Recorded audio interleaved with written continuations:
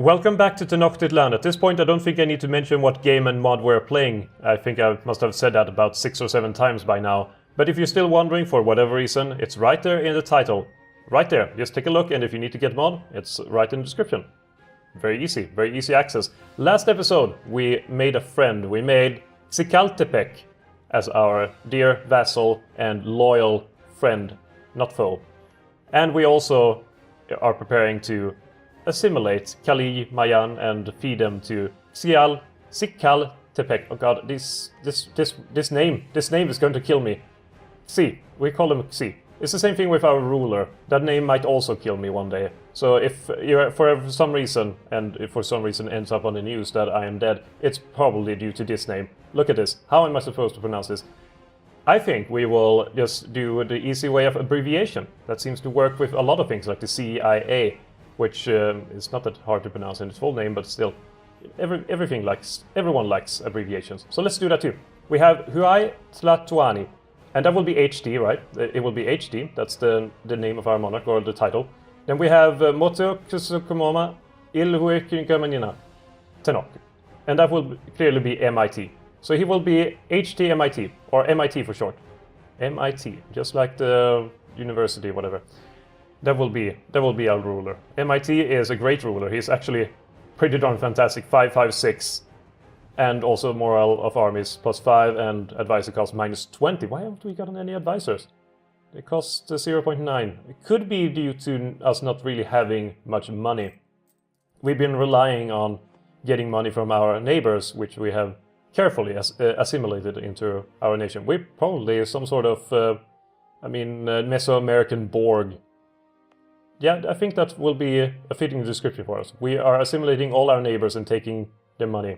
Your money will be converted to our currency or something. So let's just attack them. Let's attack Calais Mayan. We will form a claim on this little fella and on this thing. So we have claims on both. We don't really need claims on both, I just realized that. They would love an alliance due to them being very threatened by us.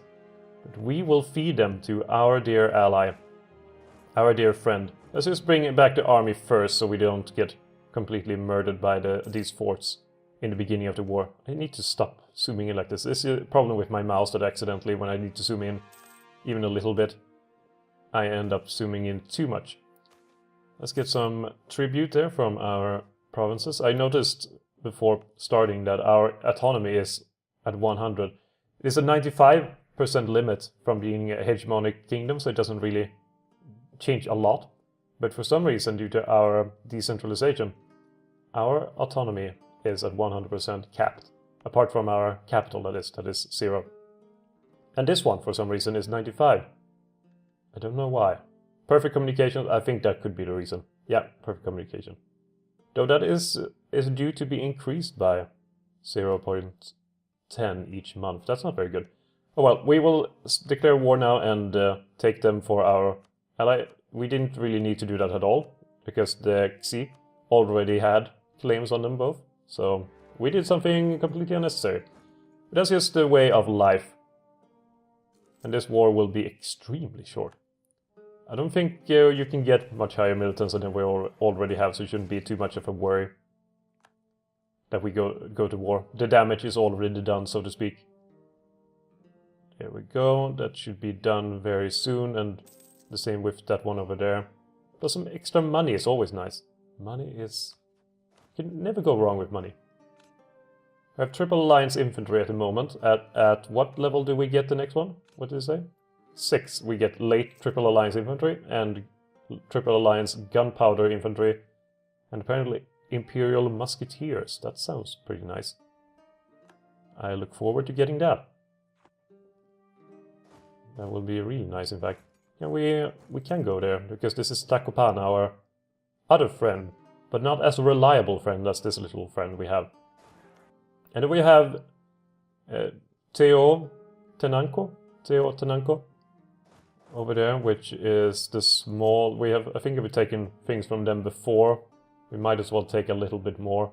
So let's start making a spy network there to make a claim. At this point, you don't... why would you need a spy network to make claims on you? or for you, as playing as Tenochtitlan. Maybe you should add some sort of CB that you can use fairly freely. That might give more aggressive expansion, perhaps, than regular CB. But more is free, though, then again, who would use that if it gives more aggressive expansion? It's not that hard to get a claim. So never mind, cancel my thought. Cancel that. Remove it from your heads. The great statesman has died. Well, it's a shame we never used him then. We have this little fella with missionary strength, completely useless in our current situation. And this one is reinforced speed, completely useless in our current situation. Diplomatic reputation could be pretty nice. Trade efficiency would also be pretty nice. Our trade has shot up quite a bit. Could be due to owning so many things here. I mean, this one has increased in... this one has increased in value. It really has. And then we're getting some more from our neighboring trade ports. This one is transferring over quite a bit, and so is this one. Though, getting one here and transferring over more, not go to Texcoco, but go here instead, would be nice. So maybe having another merchant wouldn't be the worst idea ever. Speaking of merchant, when can we get next diplomatic ideas? We could go for mass mobilization or elite orders. For some reason, haven't we lost one? Maybe they are mutually exclusive. It could be a thing. Trade exploitation could be really nice. Getting a few extra merchants and stuff like that. This only gives even 2 merchants, this one. It's pretty cool. Colonization, not really what we need. Though global trade power is never bad. But it's a bit weird that you only get 1 colonist. Should really get more. Foreign domination. I mean, we are using that quite a bit. And foreign consolidation, we will never use that. This is stupid. Why would we need to be friends? Coercion and gradual centralization. That one is pretty nice. Monthly autonomy changed.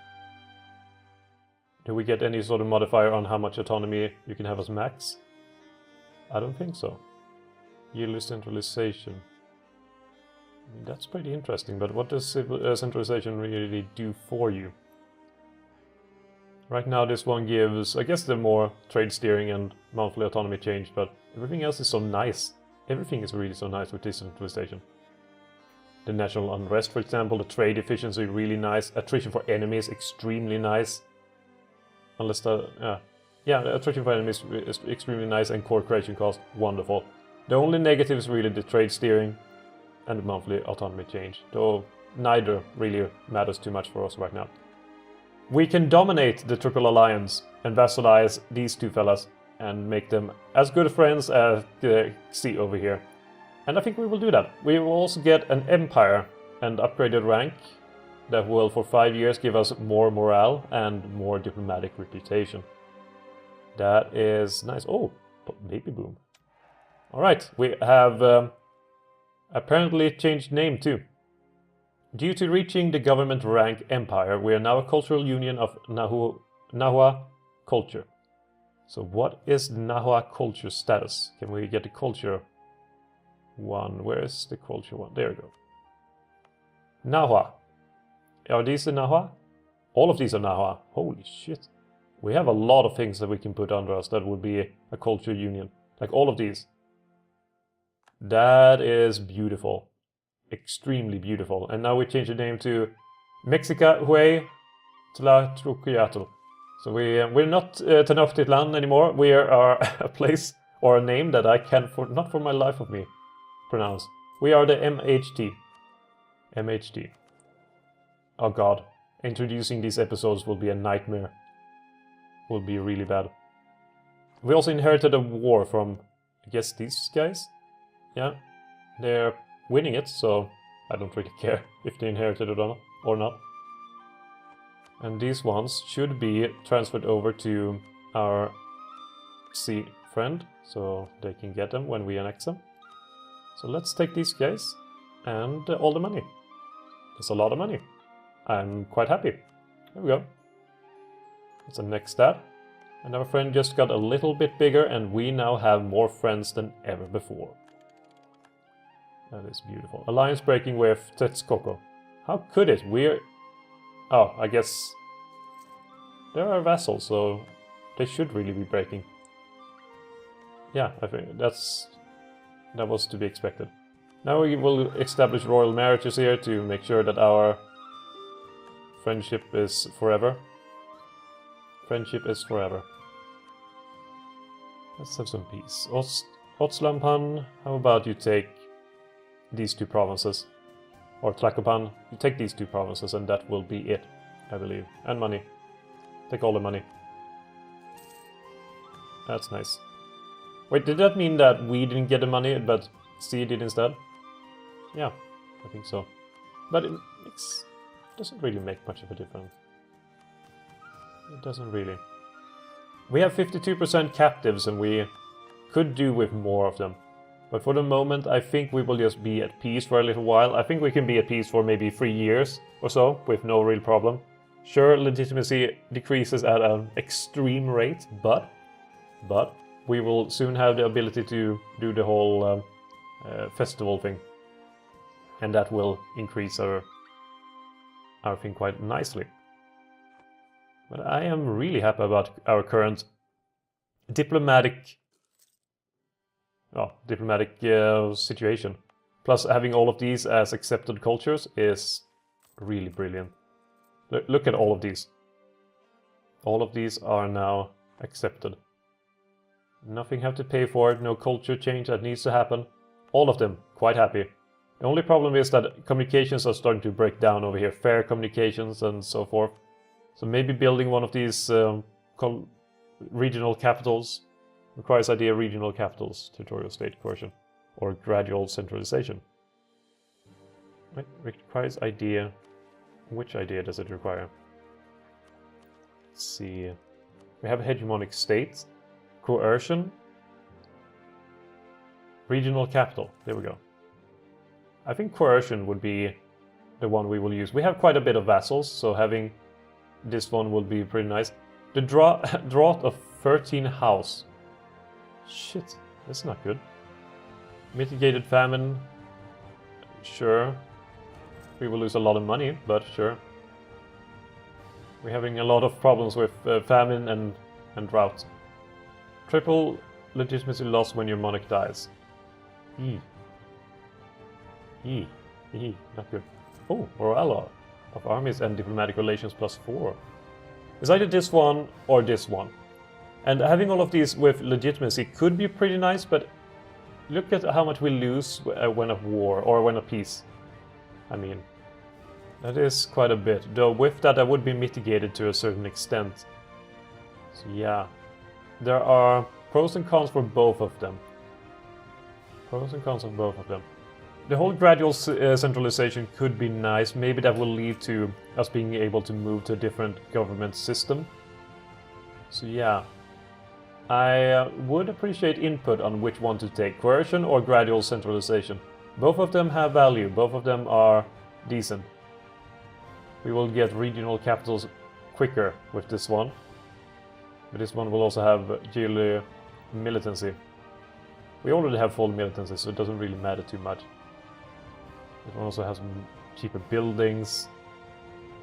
Diplomatic annexation cost would be nice, especially with all of our vassals.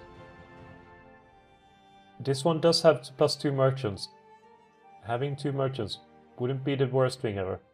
And liberty desire in subjects -50. Yeah, and aggressive expansion impact. God, they both have such good things going for them. Both of them have pros and cons. So I guess it's just a matter of taste or choice, which one to take. And suddenly we're losing so much money that I can hardly believe it. Oh, right, fort maintenance, I forgot. Let's dismantle or mothball all our forts. The 12 or the 32 forts. It's so many. Even at their reduced cost compared to in regular EU4, it's still so much each month. Tempted to reduce inflation as well. Yeah, it will be quite a while until we can get another national ID anyway. Or yeah, another ID group. We will need to upgrade administrative technology until level 4, and we're only level 0 at the moment. And unbalanced research is apparently being mitigated by strong law too. But we can't really upgrade our diplomatic technology too much. I'm thinking... Oh, I was thinking, but then I realized that this doesn't equal development anymore, but instead have population and increases that way. So what to use our spare diplomatic power on anyway? I had to do a quick cut there because accidentally I minimized the game window and everything got messed up, so let's just return. There's no big deal, just a quick cut in the middle of the video. Doesn't matter too much, so let's get going. Let's get going with time. We might be wanting to put a national focus on administrative power. We need that much more than the other ones. We need that to get our... Well, first of all, to get level 4 administrative technology, which would be pretty nice in and of itself. But after that, we still need to use it for either coercion or gradual centralization. Once again, I implore you to give your suggestion on which one to pick. Both of them have good things going for them. I am leaning a bit more to gradual centralization at this point, but the other one does have its value, to be sure. To be absolutely sure. Motus Sucoma Ilhui Caminas legal reform. This one will lose stability. It will give us legal tradition and centralization, and give us some fairly nice bonuses. And this one will give us 1 stability and 30 legitimacy. Seeing as we can't afford the money and that we lose stability. No. This one is really nice. I mean, the whole... Only the yearly legitimacy plus 1 thing is quite worth it. Right there. Legal tradition. Sure. Let's implement the law. We will take the money, we will take a loan, since that is what is needed. Oh, we got 1 stability because the famine ended. How fortunate. We got strong law and free now. And that will give us strong law free. Very nice bonuses across the board. Not to mention the yearly corruption reduction, monthly autonomy change, administrative technology cost, which will be very handy in fact, and stability cost modifier. Everything it is just great stuff. And we can hold a grand festival. Though I think we will hold off just a little bit. Not to mention we don't have money for it. We are still having a loan that we need to pay back. But we will use the Grand Festival fairly soon. As soon as our legitimacy drops below 80. So we have 5 legitimacy to go before that happens. That will be really nice. Do we have any rivals? We don't have any possible rivals, in fact, so it's not very easy to do that. So we don't have anyone really that threatens us. We can expand unlimited. I think we will expand south until we reach the coast, and then we can expand to the sides. We have our vassals to expand to the sides mostly. Though adding this area back into Texcoco could really be a thing for us to do. It will most definitely be worthwhile for us. So we can take core here, and I think going for uniting the Valley of Mexico. I repeated myself 3-4 times. But uniting the Valley of Mexico, really worth it. Definitely worth it. So we will do that. And bring forth our army of doom. I think we can have much more now. Oh, we can. 41 units in total. We won't have that though. We won't be going for that. We have our vassals for armies now too. How are we doing with our vassals? None of them have any liberty desire to speak of. Some of them, well, they give us a little bit of money, not a lot. But at least it's more than nothing. It's more than nothing, and that's worth it in and of itself.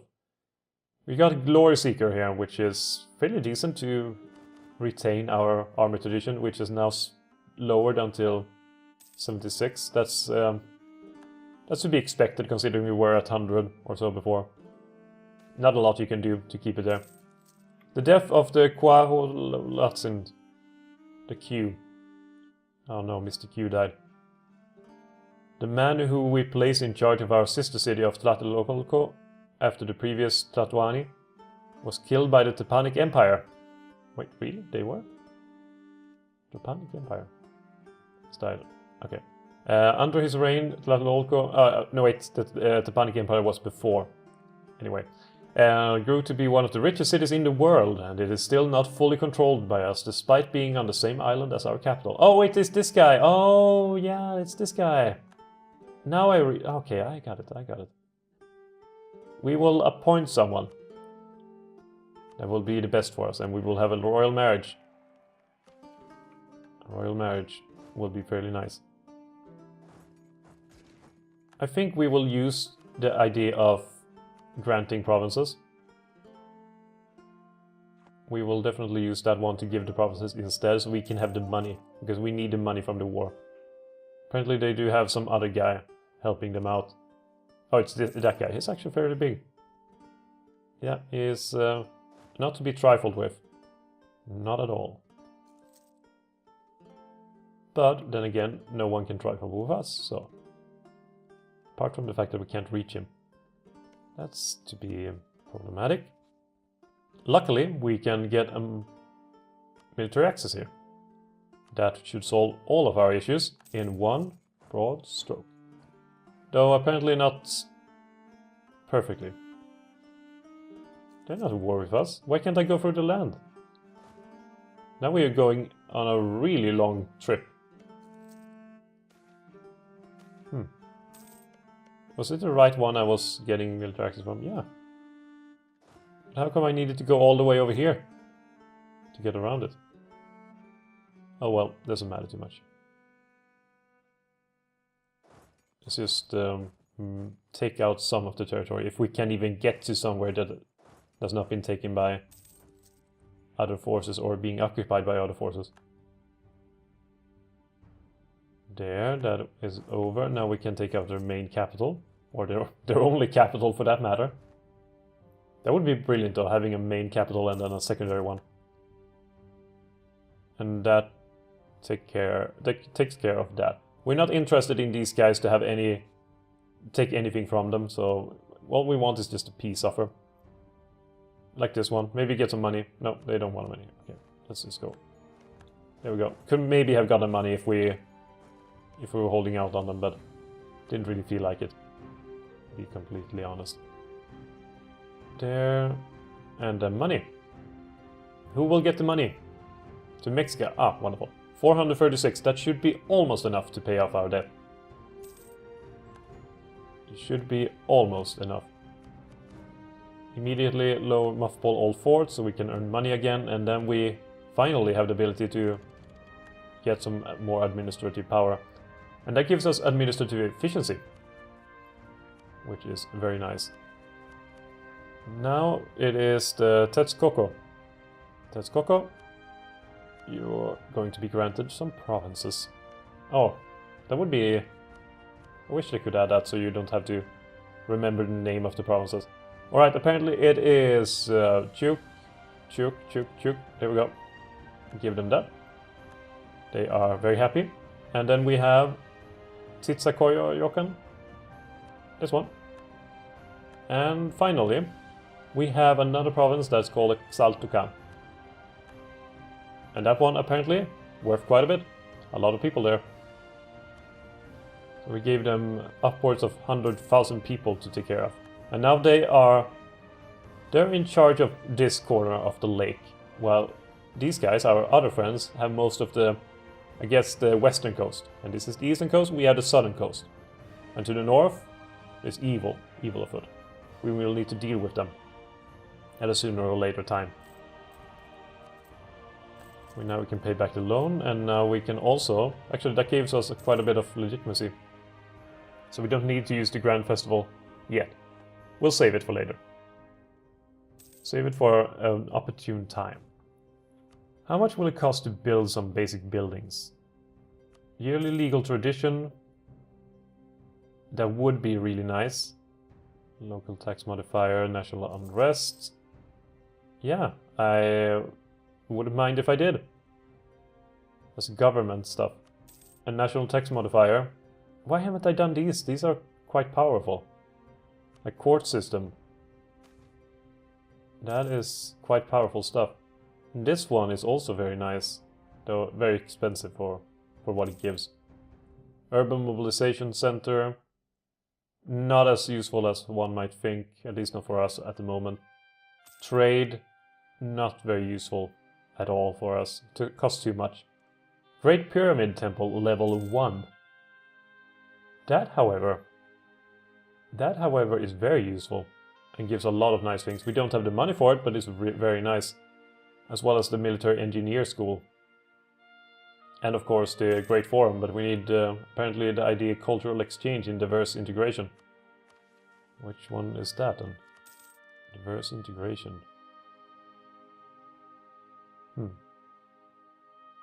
I don't know where it is. Maybe it's in some of these. Diverse integration. Ah, well, it's probably somewhere. It's no big deal. No big deal at all. So if we send the army over here, we still have the brilliant leader of NT. I wonder how long our leader will survive. He is reaching the fairly good age of 60. 60, decent age at this time, I would assume. I think Charlemagne wasn't he 70 plus or something? So if the gods are great, then you know, MIT will be living on for a fair bit. At least 10 more years. Let's get 10 more years of MIT under our belt. That sounds good. That sounds really good. How is the building going?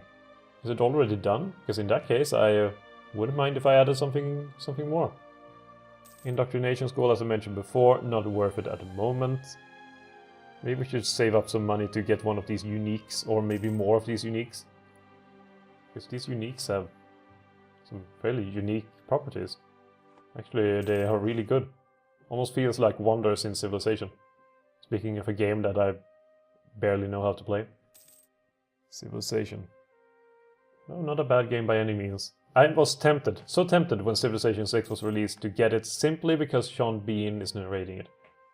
That was the main attraction point. And then I realized that's a pretty stupid reason to get a game. It's because of Sean Bean. So if I ever decide to play some Civilization, I will just get it and listen to Sean Bean tell me things. Things of note. It's like Leonard Nimoy did in, was it 4? Question mark? Civilization 4? I think so. That is if my memory serves me correctly. Oh well, now I'm just rambling on about stupid things. Let's get one more tribute and then I will call the episode here. We are mostly now waiting for time to tick by, to aggressive expansion to lower a bit, to integrate our new territories and to earn a bit of coin so we can get some unique buildings though. Honestly, going to war seems to be a much more profitable way of getting money, or quicker way of getting money. It's probably a better way to put it. I hope you've enjoyed this episode and that we will show up in the next one where we will, I guess, expand some more. In this episode so far we've made even more friends, close friends, allies, confidants. And now we have not only a triple alliance, we've upgraded it to the quadruple alliance with the addition of this little fella, the Xi, who we are very excited to, well, help on to greatness. They will get some more over here in Mixtepec and Toluca.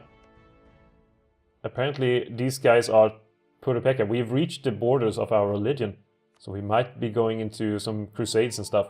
They are encroaching on our territory. So maybe we will go and take some more to the east and convert. That would be pretty interesting to see. I wonder if it's easy to convert or not. So maybe. We'll see what happens in the next episode. Anyway, this has been it for now. Have a good one and see you next time.